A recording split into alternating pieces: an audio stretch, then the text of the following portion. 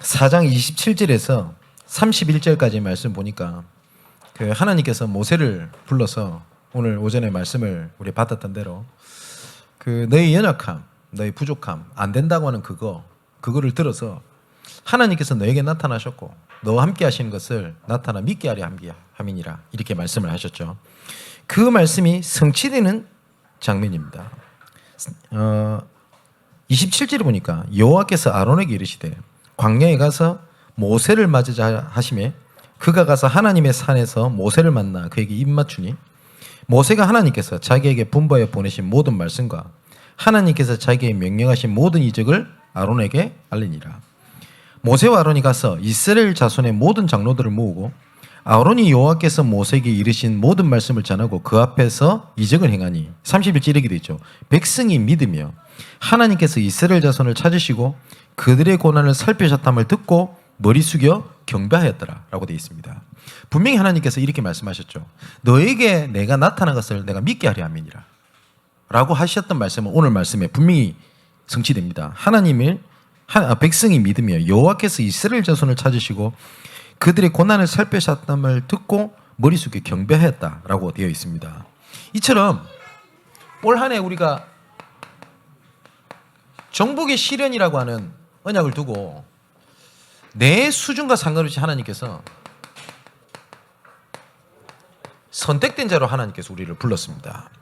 자, 그러면 서론 부분에 좀 살펴야 될 것이 뭐냐면 그 하나님께서는 지금도 사도행전 13장 48절에 보니까 영생을 주시기로 작정된 자는 다 믿었다라고 되어 있거든요.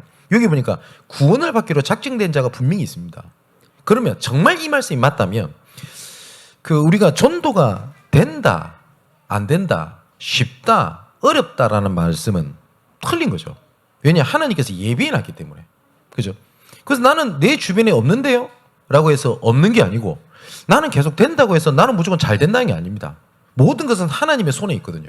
하나님께서 분명히 예비해 놨다라고 되어 있습니다. 그래서 현장에서 가끔 이 복음 전하다 보면 저는 심부름만 한 것 뿐입니다. 그죠? 그래서 저한테 목사님 감사합니다 하면서 저한테 너무 감사해야 하는 얘기를 들으면 그때마다 저는 굉장히 부끄럽고 몸둘 바를 모르겠습니다. 왜냐? 제가 한 거 아니거든요. 왜냐하면 저는 제 수준을 압니다. 그리고 제 능력을 압니다. 왜냐? 안 됩니다. 그러니까 하나님께서 하신 거지 않습니까? 그리고 이 또 구원받은 사람 중에 사도행전 16장 15절에 오니까 루디아 같은 제자도 예비되어 있었습니다. 나를 주 믿는 자를 알거든 우리 집에서 돌아 유하하며 강건하여 있게 아니라. 우리가 복음 전하는 사람 중에서 우리가 새 가족을 데리고 다락방을 해야 된다. 아니면 이런 사람들과 팀 사역을 통해서 다락방을 확산시켜야 된다. 아니면 미션홈에서 제자를 양육해야 된다. 전문 사역에서 직장 현장에서 어떻게 해야 된다. 여러 가지가 있겠습니다만은 우리는 열어야 되겠다고 생각을 하는데 분명히 나를 주 믿는 자를 알거든 우리 집에 들어와 유하라 라고 강건하게 있게 하는 진짜 제자들이 현장에 예비되어 있습니다. 분명합니다. 사도행전에 이런 얘기가 많이 나옵니다. 집, 회당, 저자나 아니면 이런 서원. 이건 무슨 말이죠?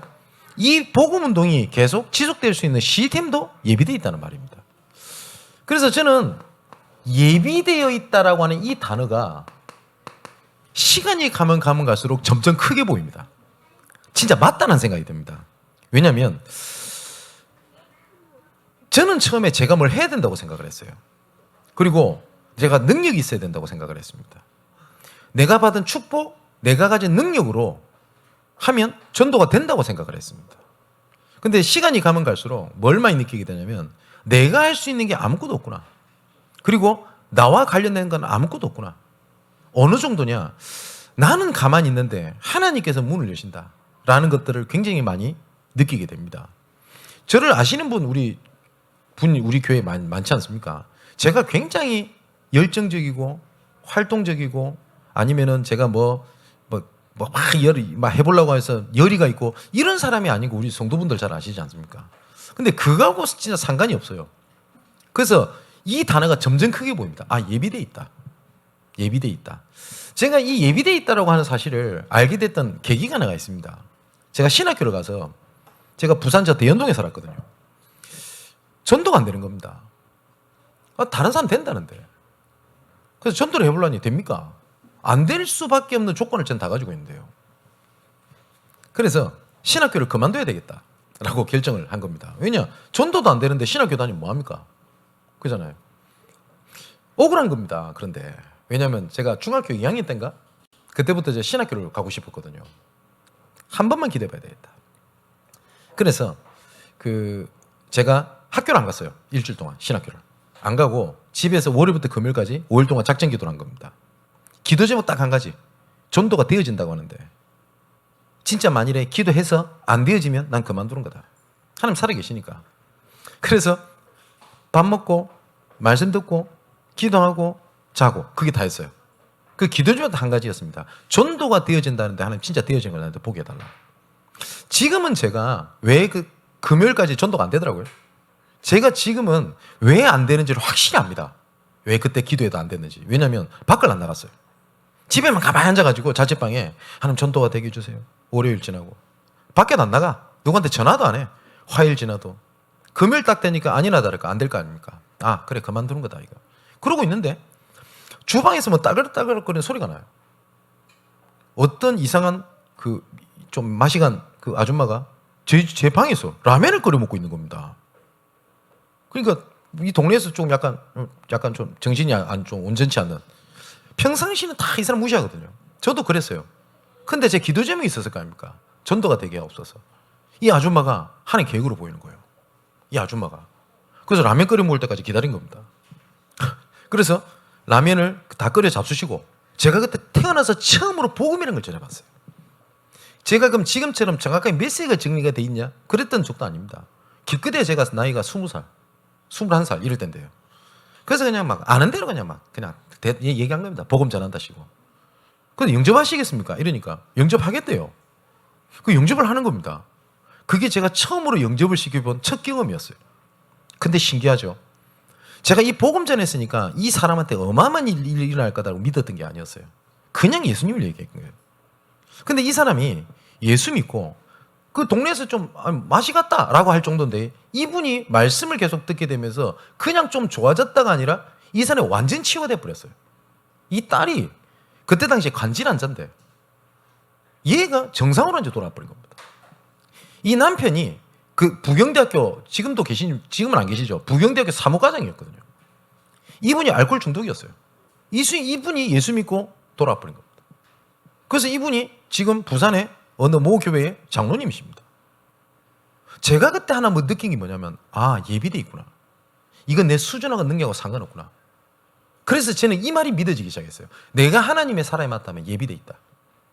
그래서 지금 된다 안 된다. 그래서 뭐 한 달 동안 영접한 사람은 아무도 없고 뭐 내한테 전혀 전도분이 아닙니다. 이것 때문에 조급하거나 답답하거나 이런 거 없어요. 믿어요. 근데 정말 하나님 시간표에 따라서 이게 드러나게 되는 겁니다. 그래서 우리가 본론에 하나님께서 기억해야 될 게 선택된 자가 있을 거 아닙니까? 이건 두 가지가 있죠. 내가 선택됐고 두 번째는 선택된 자를 하나님이 만나게 하시는 겁니다. 하나님의 최고의 관심이 어디 있을 것 같습니까?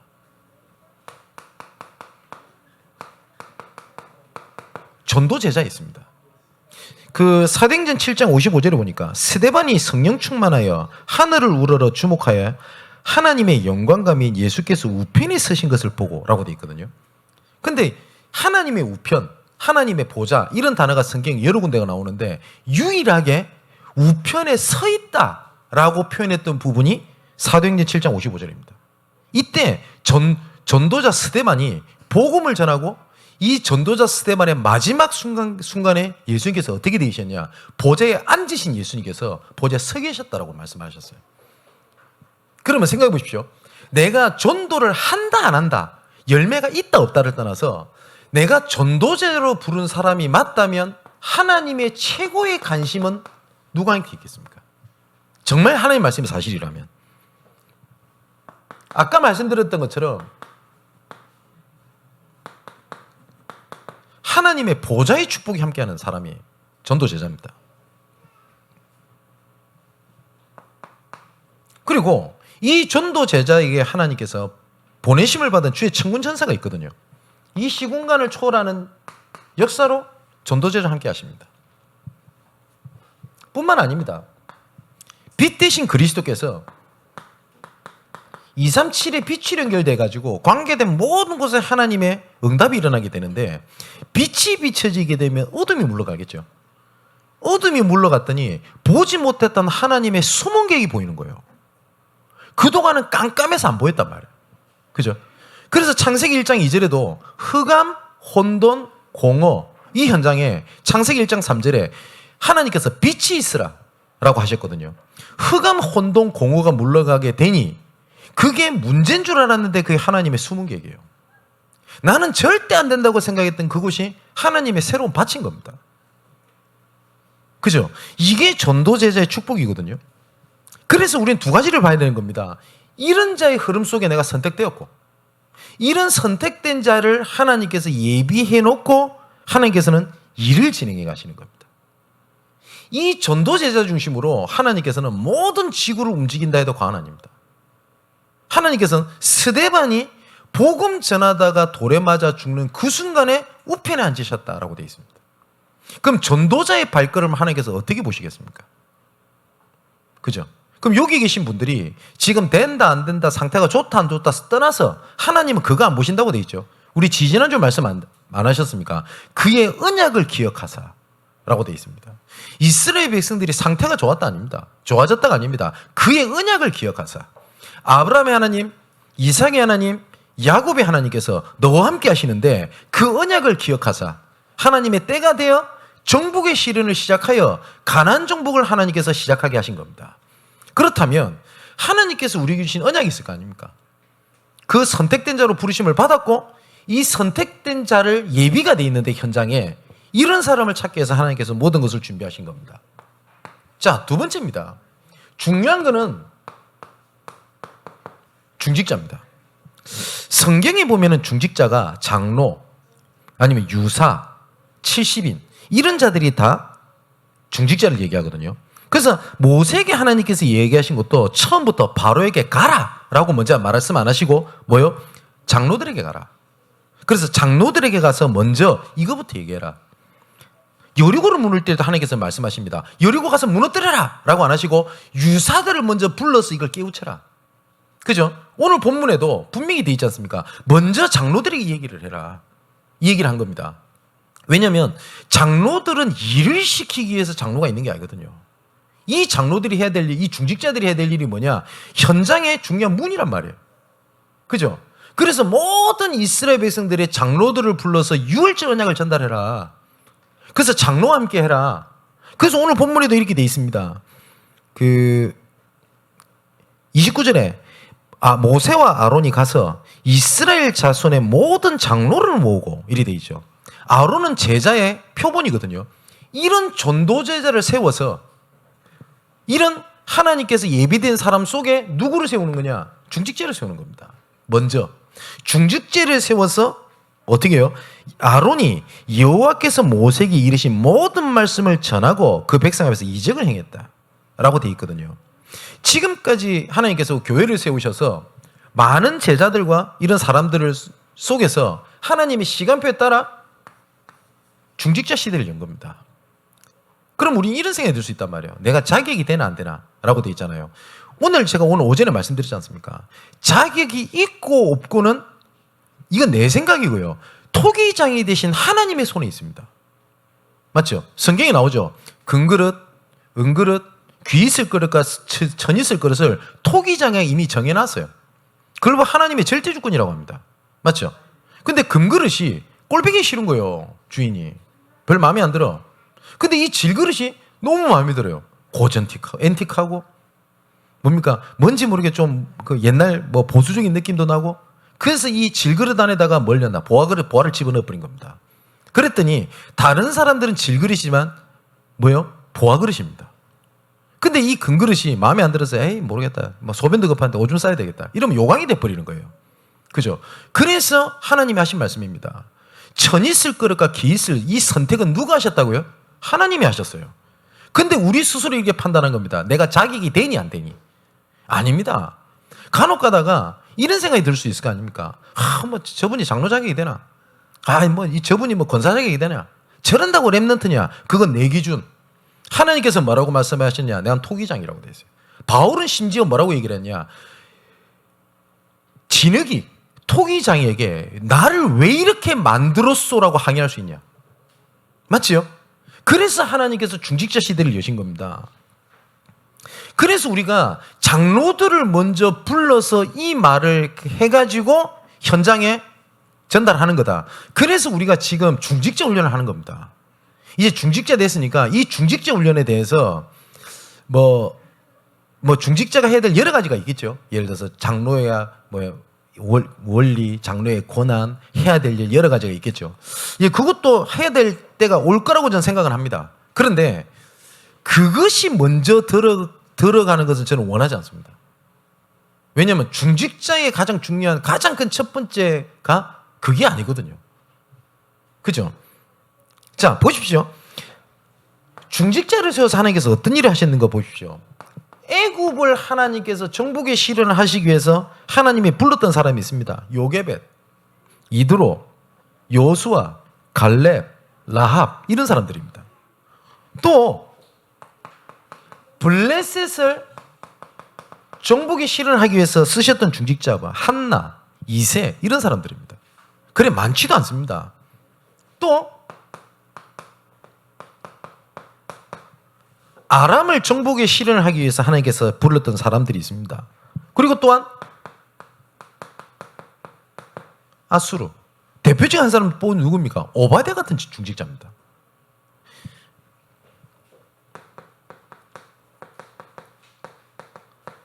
바벨론 정복의 실현을 위해서 하나님께서 예비해 놓은 또 중직자가 있습니다. 사드락, 메삭, 아벳느고 그리고 다니엘, 그죠? 에스더 이런 사람들은 지도자급이었지만 목회자가 아니었습니다. 지금으로 하면 사도들이 아니란 말이에요. 이런 중직자를 세워서 하나님께서는 출바벨론 시대를 열었습니다. 다섯 번째입니다. 로마 정복의 실현을 위해서 하나님 쓰셨던 사람이 있습니다. 약 30명 있습니다. 누구죠? 로마서 16장 일꾼들입니다. 그래서 아까 말씀드렸죠. 선택된 자라고 되어 있습니다. 선택을 위해서 노력했던 사람들이 아무도 없어요. 바울도 내가 이방인을 위하여 부름받은 사도가 되기 위해서 몸부림친 게 아무것도 없습니다. 하나님이 선택하셨고 하나님이 부르신 겁니다. 제가 자주 쓰는 단어가 있죠. 복음에는 나라는 단어가 필요 없어요. 내가. 근데 사단은요. 자꾸 나라는 단어를 끼워 넣게 만들어요. 그게 종교입니다. 복음에는 나라는 단어가 필요 없어요. 복음은 하나님이 하신 겁니다. 하나님이 계획하셨고 하나님께서 문을 여시고 하나님께서 응답하시고 하나님께서 성취시키시는 겁니다. 종교는 뭐냐? 내가 해야 되고 내가 준비해야 되고 내가 능력이 있어야 되고 내가 뭘 해야 돼요. 그죠? 자, 이런 중직자를 세워서 현장에 어떤 사람이 있냐면 버려진 자가 있습니다. 이 버려진 자 속에서 숨겨진 자가 있습니다. 이런 사람들이 또 어떻게 되냐? 현장 곳곳에 흩어진 자로 있습니다. 이런 사람들도 예비되어 있습니다. 우리가 뭘 말을 잘하고 양육을 잘하고 해야 되겠습니다만은 그것을 가지고 제자가 나오고 안 나오고가 결정되지 않거든요. 근데 상상외로요. 버려져 있고 숨겨져 있고 흩어진 자 속에 하나님의 중요한 사람들이 굉장히 많습니다. 그럼 오늘 출애굽에 대한 얘기를 시작을 하시면서 하신 말씀이니까 딱 한 사람만 뽑을게요. 라합과 같은 사람입니다. 이 사람은 성경에 기생이라고 되어 있습니다. 그죠? 이 학자마다 이 기생 라합이 뭐 여관 주인이었다라고 말하는 사람도 있고 어떤 학자는 그냥 매춘부였다라고 말하는 사람이 많습니다. 근데 대부분 사람들이 이 라합이 매춘부일 가능성이 굉장히 크다고 봅니다. 그럼 생각해 보세요. 일반 사람들이 봤을 때도 정상적인 여자가 아닙니다. 그죠?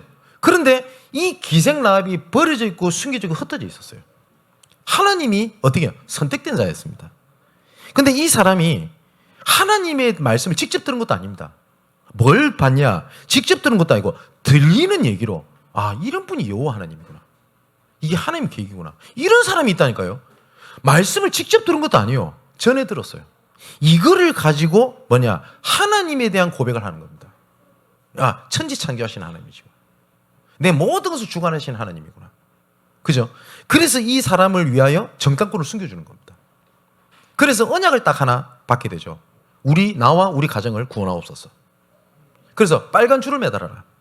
그러면 나중에 이 땅을 치러 올 때에 빨간 줄을 맨 그 집은 이 죽임의 재앙에서 벗어나게 될 거다. 이 빨간 줄이 무엇을 의미하죠? 그리스도를 의미합니다. 유월절입니다. 유월절 어린 양 피 바르면 산다. 똑같이 빨간 줄 매단 집에 저 집은 그 재앙이 넘어가게 될 거다. 이 주역이 누구였냐? 라합이었습니다. 이 라합이 버려져 있고 숨겨져 있고 그 다음에 흩어진 자였습니다. 여러분, 이 라합이 당당하게 예수님의 족보에 올라와 있습니다. 이 라합이 누구랑 결혼하죠? 자, 우리 랩너트도 아는 사람, 성경 퀴즈. 살몬과 결혼하죠. 그러면 라합과 살몬이 결혼해가 누구를 낳죠? 보아스를 낳습니다. 보아스가 누구를 낳죠? 이새를 낳습니다. 이새를 통해서 누가 나오죠? 다윗이 나옵니다. 우리가 아시죠? 다윗의 자손 예수야죠. 이 기생 라합이 그리스도 언약의 반열에 들어가 있었던 여자였습니다. 세상 사람들은 다 그렇겠습니다. 창녀, 이상한 여자, 질 나쁜 여자, 비윤리적인 여자. 근데 하나님께서는 뭐요? 하나님의 선택된 자였어요. 자, 감사할 일이죠. 또 포로 시대가 됐습니다. 엘리야가 이렇게 얘기를 합니다. 이제 난 죽는 게 좋습니다. 지금까지 하나님 주신 언약과 증거가 은혜가 있었음에도 불구하고 이세벨 여자가 엘리야 죽이라 이래 나온 거예요. 그래서 엘리야가 낙담이 다 돼버린 겁니다. 그래가지고 완전히 지쳤어요. 그래서 하나님이 또 은혜를 또 주십니다. 떡 까마귀를 보내가지고 물과 떡을 주시죠. 응답받았어요. 분명히 우리식으로 말하면 응답받았잖아요. 그런데 엘리야는 그래도 전혀 해답이 되지 않았어요. 엘리야에게. 여러분, 제가 그 본문을 읽을 때마다 참 느끼는 게 있어요. 엘리야가 계속 까마귀를 보내가지고 떡과 물만 계속 먹었으면 힘냈다가 또 자빠졌다가 힘냈다 자빠졌다. 이거 일평생 있을 거예요, 엘리야는. 근데 하나님 말씀을 주셨어요. 뭘 주셨죠? 7천 제자가 예비되어 있다. 이걸 본 겁니다. 그죠? 이때 이후로는 엘리야에게 까마귀가 필요 없어요. 무슨 말인지 이해되시죠? 자, 이렇게 이 7천 제자가 어떻게 되어 있죠? 숨겨져 있습니다. 이 7천 제의 이름이 나오지도 않습니다. 누군지. 그죠? 버려져 있었던 사람들입니다. 또 흩어져 있던 사람들이었습니다. 그럼 성경 구절을 한번 두 가지를 볼게요. 시편 147편 1절에서 3절에 보니까 이렇게 되어 있습니다. 할렐루야, 우리 하나님을 찬양하는 일이 선함이여 찬송하는 일이 아름답고 마땅하도다. 여호와께서 예루살렘을 세우시며 이스라엘의 흩어진 자들을 모으시며 상심한 자들을 고치시며 그들의 상처를 싸매시는도다. 하나님께서 흩어진 자들을 모으시고 이 모은 자들에게 말씀을 주시는데 고치시고 상처를 싸매신다고 되어 있어요. 우리 그루터기 찬양을 보면 흩어진 자들이 모일 때 주의 말씀이 선포되고 라고 되어 있죠. 현장이 예비되어 있고 흩어지고 숨겨지고 흩어지 이런 자들이 모이게 되는 이런 시스템이 그때가 올 때 하나님께서는 정복의 시련이 성취될 수밖에 없는 말씀을 주시게 되어 있습니다. 그죠? 하나님의 말씀에. 또 뿐만 아닙니다. 이사야서 11장 12절의 말씀에는 또 이렇게 되어 있습니다.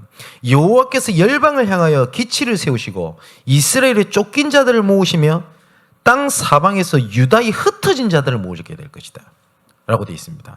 하나님께서 또 우리가 잘 알다시피 사도행전 11장 19절에는 이렇게 되어 있죠. 그때에 스데반의 일로 일어난 환란으로 인하여 흩어진 자들이 라고 되어 있습니다. 이렇게 해서 세워진 교회가 어디죠? 안디옥 교회입니다. 여러분 잘 보십시오. 성경을 진짜 잘 보시라니까요. 성경에는 하나님의 응답 직전에 굉장히 어려운 일들이 많았다는 사실을 보게 될 겁니다. 그렇다면 우리가 여기서 빌립보서 1장 9절 10절 지극히 선한 것을 분별해라. 어떤 것이 복음이 유익하고 어떤 내가 자리에 있어야 되는지를 알 때 그 다음에 하나님이 열매와 증거를 보게 됩니다. 우리가 이럴 때가 있을 거 아닙니까? 나는 왜 복음 있는데 어렵냐? 왜 나는 복음을 전하려고 하는데 어렵냐? 잘 안 되냐? 하나님께서는 그때를 모세를 통해서 주셨던 것처럼 미디안 광야에 새 은혜를 주시고 새로운 시작을 하시기 위한 하나님의 계획이 있습니다. 그죠? 이제 결론을 맺겠습니다. 이렇게 하나님께서 정복의 시련을 놓고 하나님께서 선택된 자를 나를 불렀고 선택된 자를 예비해 놓고 하나님께서 우리를 지금까지 이끌어 오신 겁니다. 그러면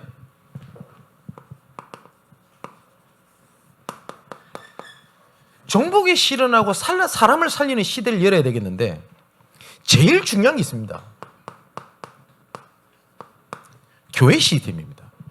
이 교회 시스템에서 가장 중심되게 역할을 해야 될 게 누구냐면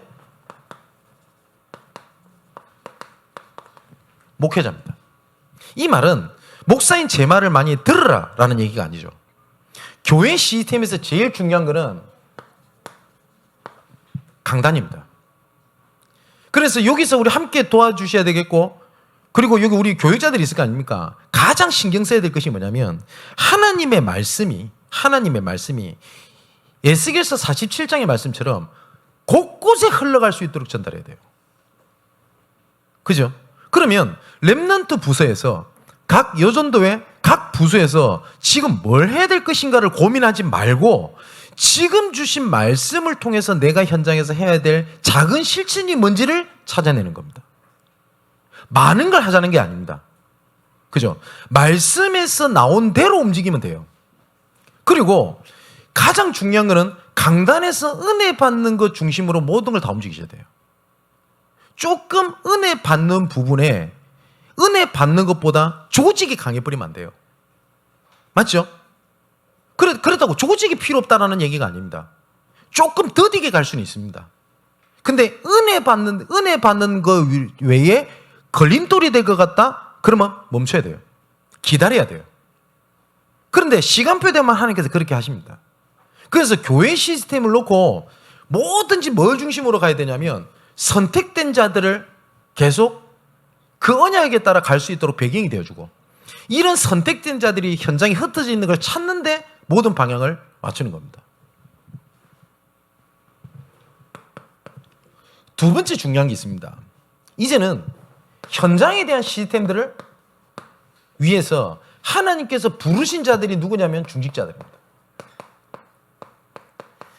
그러면 내가 어떻게 전도 운동을 하겠습니까? 내가 어떻게 전도 시스템을 하겠습니까?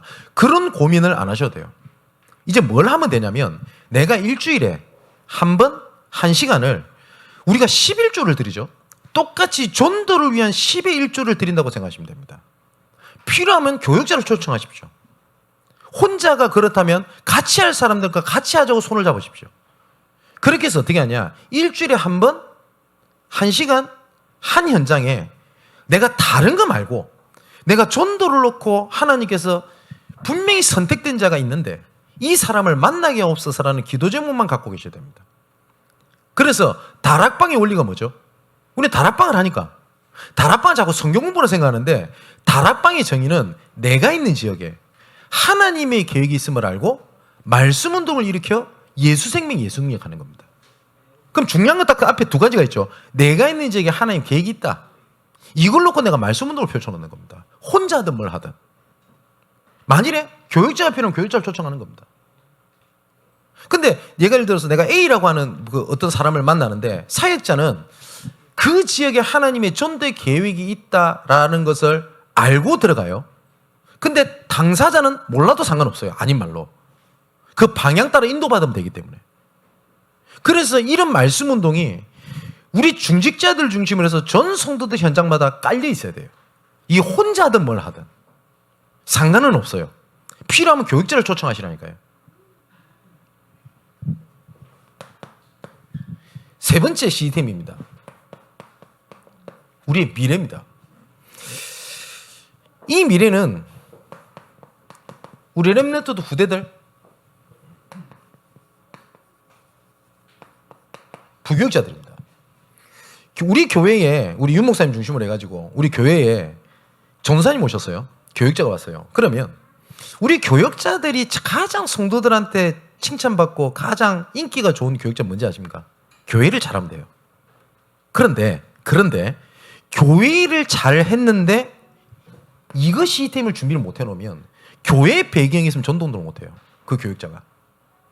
그러면 교육자는 세 가지 시스템을 갖고 있어야 된단 말이에요. 부교육자는 첫 번째, 개인 전도에 대한 스케줄을 반드시 갖고 있어야 돼요. 내가 혼자. 두 번째는 교회 시스템을 통해서 할 수 있는 전도에 대한 맛을 봐야 되고요. 세 번째는 내 미래를 두고, 딴 살림 차리는 말이 아니고 미래를 두고 전도를 계속할 수 있는 시스템들을 좀 갖고 계셔야 돼요. 이것을 할 수 있도록 우리 성도분들이 도와주시는 겁니다. 이것을 할 수 있도록. 그래서 조금 아까 우리 현장 중직자들이 현장 중심으로 가고 은혜 받는 중심으로 가는데 예를 들어서 일하는 여러 가지 부분들이 조금 벅찰 수 있어요. 그러면 언제든지 교육자한테 얘기하십시오. 그 역할을 누가 하는 거냐? 교육자들이 하면 됩니다. 하나님께서는 레위지파를 따로 뽑았거든요.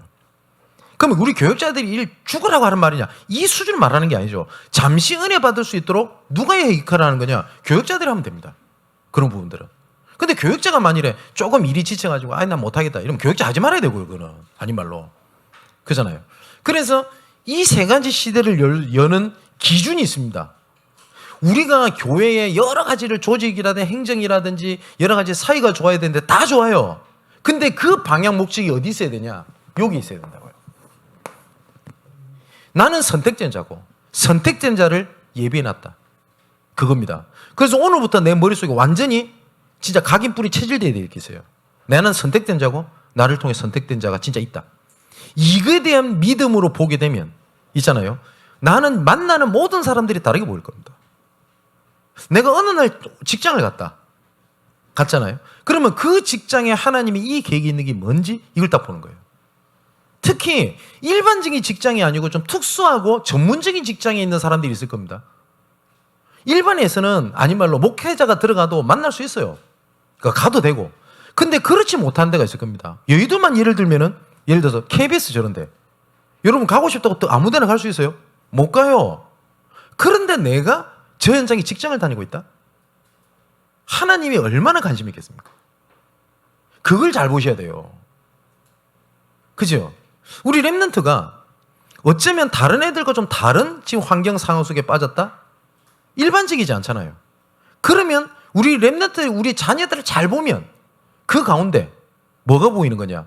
일반적으로 보지 못하는 문들이 거기 있다는 사실을 알게 될 겁니다. 어떤 중직자분이 이런 고백을 한 적이 있습니다. 지금 중직자가 되셨죠. 자기 자녀가 자폐아예요.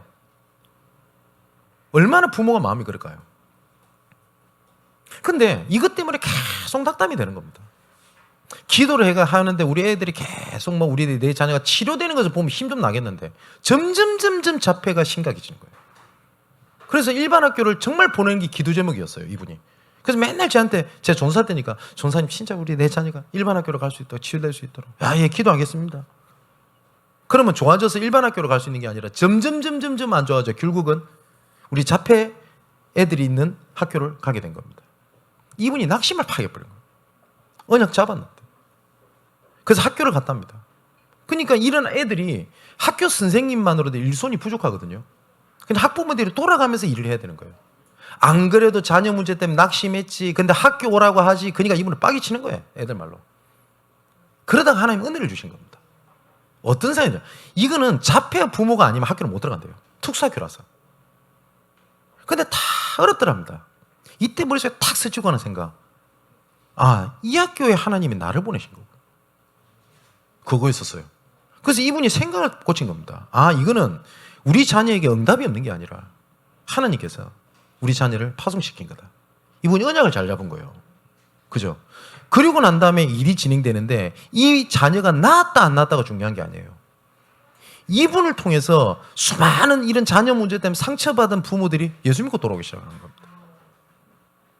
참 감사할 일이죠. 그때부터 자녀를 보는 눈이 완전히 바뀐 거예요. 뭐냐? 얘는 내한테 상처가 애증이 아니라 얘는 뭐예요? 하나님이 나에게 주신 전도의 문이구나. 십보라가 자기 자녀를 할례를 행하고 난 다음에 모세 앞에 던져놓고 뭐라고 얘기했다고요? 당신은 나의 피난편이라고 고백했다 안 합니까? 똑같아요. 얘는 하나님이 나에게 주신 전도의 문이다. 얘는 렘넌트다. 그래서 얘한테 진짜 믿음 갖고 얘기했대요. 너는 렘넌트다. 그리고 혹시 막 놀림받고 애가 울 수 있을 거 아닙니까? 괜찮아, 너는 렘넌트야. 괜찮아, 너는 하나님의 자녀야. 얘 전도자야. 감사할 일이죠. 이 애가 그 언약이 마음속에 들어가게 된 거예요. 어떠한 상처가 와도 항상 하는 말이 있습니다. 자폐아가 뭐냐면 자폐라는 말은 자기 세상에 갇혀 있다는 거죠. 이 자기 세상에 복음이라는 게 들어간 거예요. 얘가 조금 어려운 일이 생기면 항상 입 부러져 하는 말이 있습니다. 얘가 형준이라는 애인데 나는 하나님의 자녀입니다. 나는 렘넌트입니다. 하나님은 나를 소중히 여기십니다. 하나님을 나를 사랑하십니다. 그럼 얘가 지금 완전히 다 나았냐? 아니에요. 그런데 옆에 있는 사람이 봐도 야, 하나님 살아계시는구나. 오전의 말씀처럼 내가 너에게 나타나신 것을 모든 사람이 믿게 하려 함이니라. 감사할 일이죠. 이분의 인생이 바뀌어버린 겁니다. 여러분, 우리 인생을 바꾸는 것은 응답이 아닙니다. 축복이 아닙니다. 우리 인생을 바꾸는 것은 언약입니다. 복음입니다. 그리스도입니다. 정복의 실현을 위하여 선택된 여러분들을 축복합니다. 기도하겠습니다. 하나님께 감사함을 드립니다. 먼저 우리를 전도제자로 선택하셨고 또한 전도제자를 서로 선택되고 예비된 자를 세우기 위하여 우리를 부르신 줄 확신합니다. 우리를 중직자로 세우시고 중직자 시대를 열어가심을 감사함을 드립니다.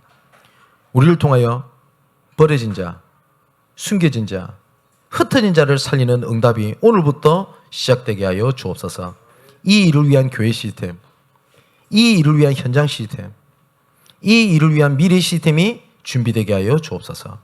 살아계신 예수 그리스도 이름으로 기도하옵나이다. 아멘.